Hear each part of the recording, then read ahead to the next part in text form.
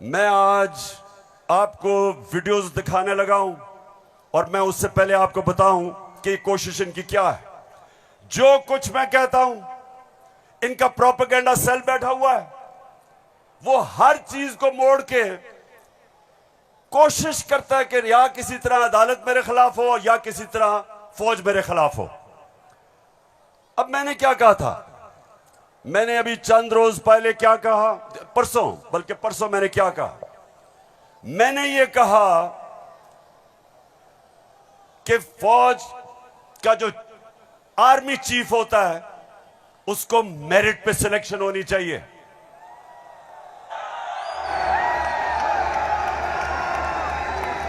अब मुझे ये बताओ कि कोई भी किसी का खैर ख्वाह होता है, वो हमेशा चाहेगा अगर इदारा मजबूत करना है मेरिट पे सिलेक्शन हो। ये दुनिया का असूल है। आपने अगर फैक्ट्री सही चलानी है, ऊपर मेरिट पे आदमी बिठाओ। आपने अगर मुल्क को ऊपर लेके जाना है, क्रिकेट टीम अच्छी बनानी है, तो मेरिट के ऊपर सिलेक्शन हो। इसमें क्या गलत बात की थी? और मैंने साथ ये कहा था कि नवाज शरीफ और आसिफ जरदारी, ये किसी सूरत इन दो डाकुओं को पाकिस्तान का आर्मी चीफ नहीं सिलेक्ट करना चाहिए। ये क्यों कहा था मैंने ये इसलिए कहा था, सबसे पहले नवाज शरीफ मुल्क का मुजरिम है। अरबों रुपए की प्रॉपर्टीज बाहर इसकी पनामा में पकड़ा गया, सजा हुई इसको। झूठ बोल के मुल्क से बाहर भागा, मफरूर है। मुझे यह बताएं पेशावर, जरा मुझे यह बताएं कि क्या एक चोर को, एक मफरूर को, एक भगौड़े को जो मुल्क से बाहर पैसा ले जाता है, क्या उसको पाकिस्तान का आर्मी चीफ सिलेक्ट करना चाहिए? जरा मुझे बताएं। और इधर बात खत्म नहीं होती। दूसरी, डॉन लीक्स क्या थी? हिंदुस्तान पाकिस्तान की फौज को कह रहा था ये दहशतगर्दी कर रही है। हिंदुस्तान उस वक्त के पाकिस्तान के सिपाहसलार रहील शरीफ को कह रहा था ये दहशतगर्दों का सरदार है। और डॉन लीक्स में क्या चीज सामने आती है?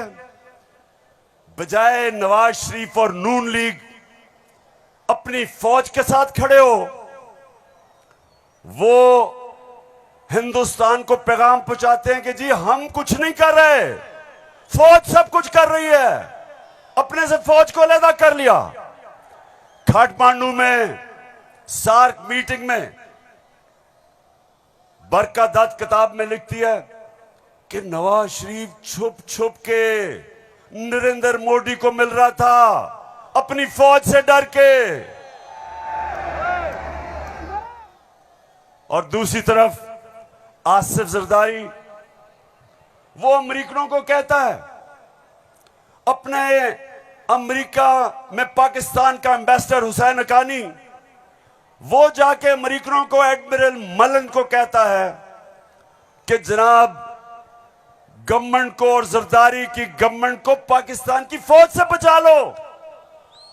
ये वो लोग हैं, बताओ मुझे, ये आर्मी चीफ सिलेक्ट कर सकते हैं? क्या हम इतने अहम ओहदे इन दोनों चोरों के हाथ में देंगे? नहीं देंगे। लेकिन तीसरी चीज पेशावर सुनो, इन्होंने सबको, मैंने बार बार आपको वो मुरासला दिखाया जो अमरीकी अंडर सेक्रेटरी ने धमकी दी पाकिस्तान को, पाकिस्तान के एम्बेसडर असद मजीद को, कि अगर तुमने इमरान खान को ना हटाया तो पाकिस्तान को मुश्किलों का सामना करना पड़ेगा। और नो कॉन्फिडेंस मोशन में अभी टेबल नहीं हुई थी, तब वो धमकी देता है। और सबको पता है उसके बाद क्या हुआ। नो कॉन्फिडेंस आता है, चोरी के पैसे से मेंबर पार्लियामेंट खरीदे जाते हैं, करप्शन के पैसे से लोटे बनाए जाते हैं और आपका भी एक बहुत बड़ा लोटा था। कौन लोटा था आपका? एक ही पख्तूनख्वा से लोटा आया और बहुत बड़ा लोटा था वो।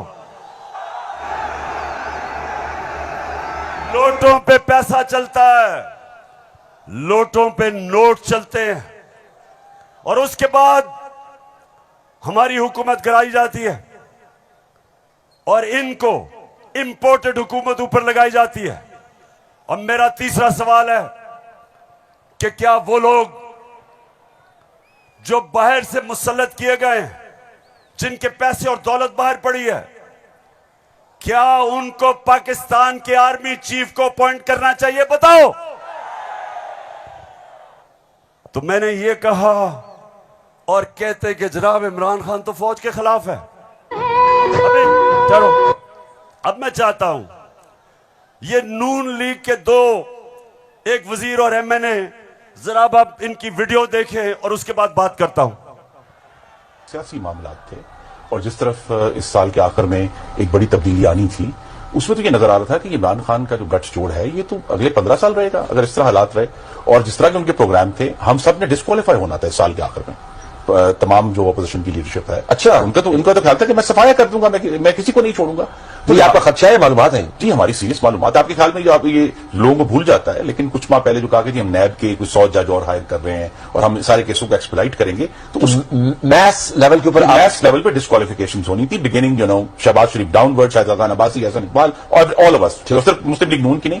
आपके ख्याल में जो कोalition बनी है वो इसी वजह से बनी है कि इमरान खान साहब के तो फाशिस्ट प्लान्स थे ना इस मुल्क के ऊपर हमला करने के। तो लिहाजा ये आज मुश्किल जरूर है, लेकिन ये हमें याद रखना है जब हम मुआशरत की डिस्कस करते हैं कि यहां जमहूरियत का, हाकमियत का और वफाकियत का मामला भी मौजूद है, जिसको हमें साथ लेकर चलना है। तो इसलिए एक लार्जर कॉन्टेक्स्ट में सियासी मामला कि जो हमें लोग कहते थे, डराते थे, दबाव में लाते थे इस बात पे कि अगर फौरी तौर पर अदम एतमाद करके आप हुकूमत में ना आए तो फलां आ जाएगा, फलां बैठ जाएगा किसी चेयर पे। कोई किसी किस्म का हमें उस वक्त भी ना नोटिस था ना हमने लिया था, मगर इत्तेहादी जमातों के हम फैसलों पर के पाबंद थे। मैं आज भी ये बात कहने लगा हूं कि अगर कि जो हमें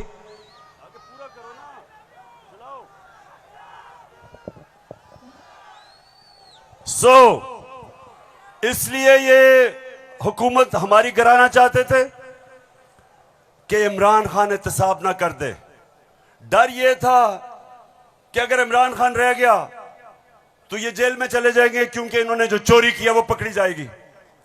मतलब ये कि ये इसलिए गिराना चाहते थे, महंगाई वजह नहीं थी, माइशत वजह नहीं थी, वजह सिर्फ एक थी कि इन्होंने एनआरओ लेना था और 1100 अरब रुपया अपना माफ करवाया। अब मैं ये चाहता हूं कि ये जो नून लीग प्रोपेगेंडा कर रही है कि इमरान खान फौज के खिलाफ है, जरा सुने कि इनके लीडर्स ने फौज के खिलाफ क्या बातें की। और मैं चाहता हूं मीडिया इसको दिखाए ताकि पता चले कि ये जो लोग आज इक्तदार में बैठे हैं और ये हर रोज प्रोपेगेंडा कि किसी तरह तहरीक इंसाफ और फौज की लड़ाई हो जाए, जरा ये सुने कि इन्होंने फौज के मुताल्लिक क्या बातें की थी। जनरल कमर जावेद बाजवा साहब, आपने हमारी अच्छी भली चलती हुकूमत को रुखसत करवाया, जजों से जोर जबरदस्ती से फैसले आपने लिखवाए। फौज के जवानों और अफसरों के नाम जब आप किसी फर्द वाहिद या मफाद परस्त टोले के लिए आइन तोड़ने के मुर्तकिब होते हैं, वहाँ आप खुद अपनी कौम को, अपने मुल्क और अपने लोगों को आइन शिकनों के रहमो करम पर छोड़ रहे होते हैं। हाँ, नवाज शरीफ ने ये जरूर किया कि उसने किरदारों और इदारों के दरमियान एक वाज़ेह लकीर खींच दी है। एक या दो अफराद इदारा नहीं हुआ करते, एक या दो अफराद इदारों की बदनामी का बायस बना करते हैं।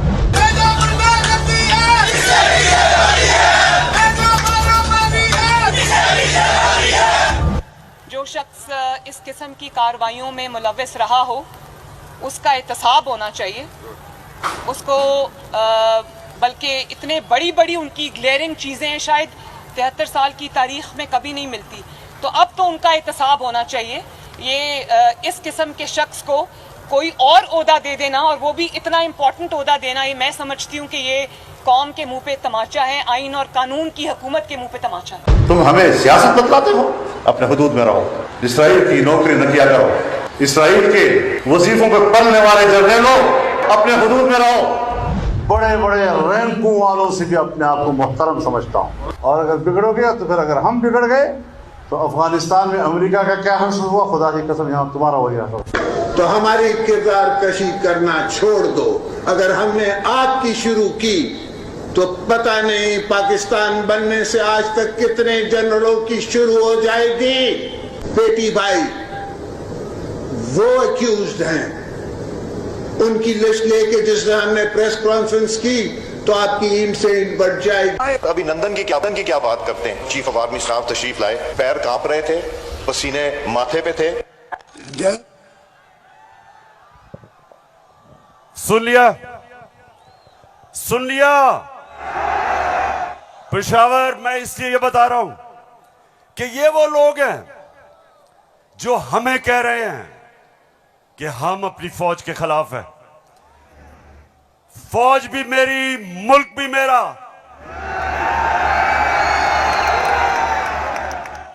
जितने इदारे मजबूत होंगे मुल्क मजबूत होगा, अदलिया मजबूत होगी मुल्क मजबूत होगा, फौज मजबूत होगी, हम आजाद हो सकेंगे।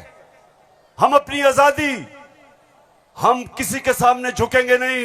कोई मुल्क हमें फतह नहीं करेगा। जिस तरह सारी मुसलमान दुनिया में आज अजाब आया हुआ है, सोमालिया से लेके, लिबिया से लेके, सीरिया से लेके, सारी मुसलमान, अफगानिस्तान में क्या हुआ, यमन में, सारी मुसलमान दुनिया में किस तरह का अजाब आया, और हम वो पाकिस्तान है जो एक मजबूत फौज की वजह से बचे हुए हैं।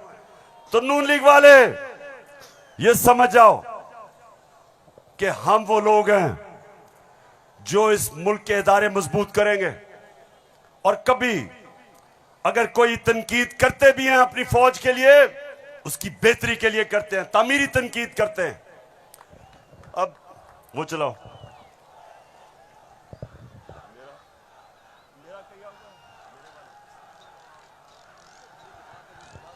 ये बड़ा इंपॉर्टेंट है, मैं अपनी सारी कौम के सामने कहना चाहता हूं। देखिए, एक तो जो फौज का इदारा है, कभी इसके खिलाफ बात ना करें, क्योंकि फौज एक ऐसी चीज है जो अगर हमारी फौज ना होती तो ये मुल्क में नहीं रहना था। इमरान खान से ज्यादा इस मुल्क को जरूरत पाकिस्तानी फौज की है, और हमें हमेशा इस इदारे को इसकी मजबूती के लिए हमें बात करनी चाहिए। और हमारे जो दुश्मन है वो मुसलसल इसको अटैक करते हैं, बल्कि ये दोनों जो prime minister, ex prime minister और प्रेसिडेंट, वो जरदारी और नवाज शरीफ, इन दोनों ने अपनी फौज को अंडरमाइन करने की कोशिश की है। ये जब गवर्नमेंट में भी थे, इन्होंने अंडरमाइन किया उसको। इन्होंने गवर्नमेंट में रहते हुए वो डॉन लीग्स क्या थी, डॉन लीग्स वो हिंदुस्तान के साथ कह रहे थे कि जी हमारी फौज की वजह से हम दोस्ती नहीं हो रही। और जो मेमो गेट था वो क्या था, वो अमेरिकनों को कह रहा था जरदारी अपने हुसैन हक्कानी के जरिए। जी शुक्रिया। मैं इसलिए आपके सामने ये रख रहा हूं कि ये मैं आज से नहीं कह रहा, ये मैं हमेशा समझता हूं। और आज तो है ही 6 सितंबर। पेशावर, मुझे अभी भी 6 सितंबर याद है। मैं उस वक्त स्कूल में था, और मुझे याद है जब के लाहौर के पास हिंदुस्तान की फौज आई, और जो वहां जिस तरह की हमारे घरों में बमबारी की आवाज आ रही थी, तो मुझे तो बड़ी अच्छी तरह 6 सितंबर याद है। और मुझे यह भी याद है कि सारी कौम तब खड़ी थी अपनी फौज के साथ। अब दूसरी चीज, मैं ये चाहता हूं कि आप सब देखें कि जुडिशरी के खिलाफ ये नून लीग ने पाकिस्तान की अदलिया के खिलाफ क्या बातें की हैं, जरा ये जरूर देखें, फिर मैं आप अगली बात करता हूं। इस तरह बेंच फिक्सिंग भी एक जो इस पे भी फजल रहमान देख ले कितना गुस्सा चढ़ा हुआ है इसको। सारे फैसले एक ही जज करेगा, जिससे लगता है कि उसका जज नहीं है, उसकी पार्टी का रुकन हो। जब बेंच बना तब से लेकर आज तक के फैसले तक इंसाफ होता हुआ नजर नहीं आ रहा था। अपने एक शख्स की वजह से आज आइन की तशरीह को में फर्क डाला जा रहा है। अपनी मर्जी से आइन की तशरीह की जा रही है। फुल कोर्ट इसलिए नहीं बनाया गया कि अगर फुल कोर्ट बन जाती तो आज का फैसला मुख्तलिफ होता। मौजूदा बेंच है, उसमें जो मुअज़्ज़ज़ जज साहबान बैठे हैं, उन जज साहबान का हमारे मतलब जो उनके ख्यालात हैं उनसे भी कोई ना वाकिफ नहीं है, ना हम ना वाकिफ हैं। और उसके बाद हर वो केस जिसका फैसला हमारे खिलाफ आना हो, उस बेंच का जो है वो वही हिस्सा होते हैं। और अब तो ये बात पहले से जो है वो प्रिडिक्ट होने लगी है। जो सहाफ़ी वहाँ सुप्रीम कोर्ट की कार्रवाई को कवर करते हैं, तो वो पहले से जब बेंच बनता है या कोई केस जाता है तो वो पहले से बता देते हैं कि इसके ऊपर फलां बेंच बनेगा। अगर कुछ लोग गैर जानिबदार नहीं होंगे, अगर इसके सहूलतकार पीछे नहीं हटेंगे, तो हमें बता दें मुल्क कौन चलाएगा। सुप्रीम कोर्ट के जजेस ने पीछे बेंड करके अपने आप को कभी इधर कि नहीं, शायद उनको समझ नहीं आई, शायद उनके तक पैगाम नहीं पहुंचा।